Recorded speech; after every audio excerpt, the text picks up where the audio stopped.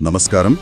అంటే వర్షాకాలంలో రోడ్ల మీద నీళ్లు నిలవడం మామూలే కాని ఆ నీళ్ల వల్ల ఎంత ప్రమాదం పొంచి ఉంటుందో ఈ సంఘటన చెబుతోంది.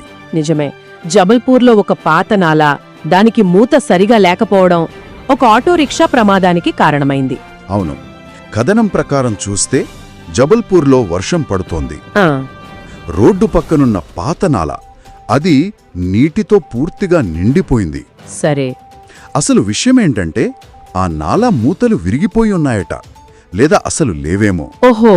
దాంతో ఆ నీటి కింద అంత పెద్ద గొయ్యుందని ఎవ్వరికీ అర్థం కాలేదు. సహజమే కదా, నీళ్లు నిండితే కనిపించదు. అదే దారిలో 2 మహిళలు 2 చిన్నపిల్లలతో ఒక ఆటో వస్తోంది. ఆ డ్రైవర్ పాపం ఆ నీళ్లలో ఉన్న నాలాని గమనించలేదు. అయ్యో. అంతే, ఆటో ఒక్కసారిగా అందులోకి బోల్తా పడింది. అమ్మో, ఊహించుకుంటేనే భయంగా ఉంది. ప్రయాణికులెలా ఉన్నారు? అందరూ భయపడ్డారు కాని అదృష్టవశాత్తు స్వల్ప గాయాలతో బయటపడ్డారు.